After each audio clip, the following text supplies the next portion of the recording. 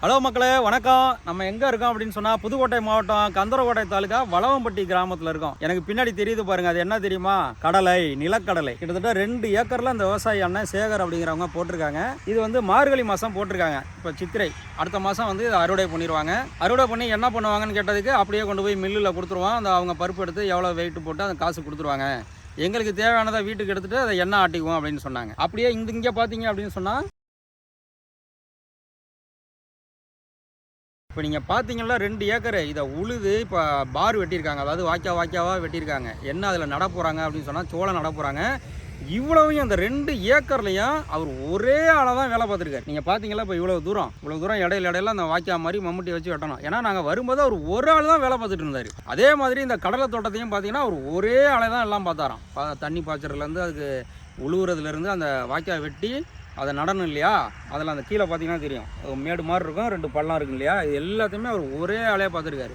அண்ணன் பேர் சேகர், கடின உழைப்பாளி. என்னடா ஒரு ஆளே பார்த்துட்டு இருக்காருன்னு சொல்லி தான் நம்ம இங்கே வந்தோம். இவ்வளோ பெரிய இடத்தையும் அவர் ஒரே ஆளே பார்த்து இப்படி விவசாயம் பண்ணியிருக்காரு. அண்ணனை பார்த்து ஒன்று கேட்டோம், புதுக்கோட்டை மாவட்டத்தில் என்னென்ன ஃபேமஸு, வெளியில் இருக்கவங்களுக்குலாம் என்ன தெரியும் புதுக்கோட்டையில் அப்படி ஃபேமஸ் ஆனது ஐட்டம் அப்படின்னு சொன்னால் முந்திரி பருப்புன்னு சொன்னாங்க. ஆமாம், நீங்கள் புதுக்கோட்டை டு தஞ்சாவூர் ரோட்டில் வரும்போது பார்க்கலாம். ஆதனக்கோட்டை கிட்ட இந்த கந்தரக்கோட்டை கிட்டலாம் வந்து ரோடு மேலேயே சின்ன குடிசைகள் போட்டு முந்திரி பருப்பை சுட்டு பருப்பு எடுத்து விற்பாங்க. பாக்கெட் போட்டு நிறைய பேர் வாங்கிட்டு போவாங்க.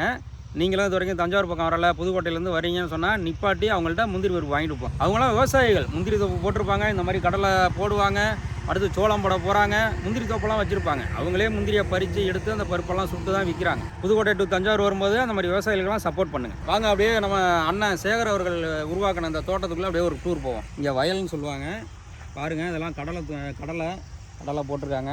க்ளோஸ்அப்பில் காட்டுறேன் பாருங்கள். இதில் என்ன ஆச்சரியன்னு சொன்னால், அவர் ஒரே ஆளே உழைச்சிருக்காரு. இவ்வளோ தூரத்துக்கும் அவர் ஒரே ஆளே எல்லாம் பண்ணியிருக்காரு. இங்கே பார்த்தீங்களா சோளம் போடுறது எவ்வளோ பெருசு பார்த்தீங்களா, இதுக்கெல்லாம் அவர் ஒரே ஆளே பார் அடிச்சிருக்காரு. சும்மா அந்த ஜிம்முக்கு போகிறேன்னு சொல்லிட்டு இந்த 2 சாம்பார் வழியை தூக்குன மாதிரி உடம்பை அப்படி வச்சுக்கிட்டு போவீங்களா, உங்களுக்கெல்லாம் சவால் விட்றேன். அண்ணன் பார்க்குற மாதிரி வேலை ஒரு நாள் இந்த வயலில் இறங்கி பார்த்துட்டிங்கன்னா செட்டில்மெண்ட், லைஃப் டைம் செட்டில்மெண்ட்.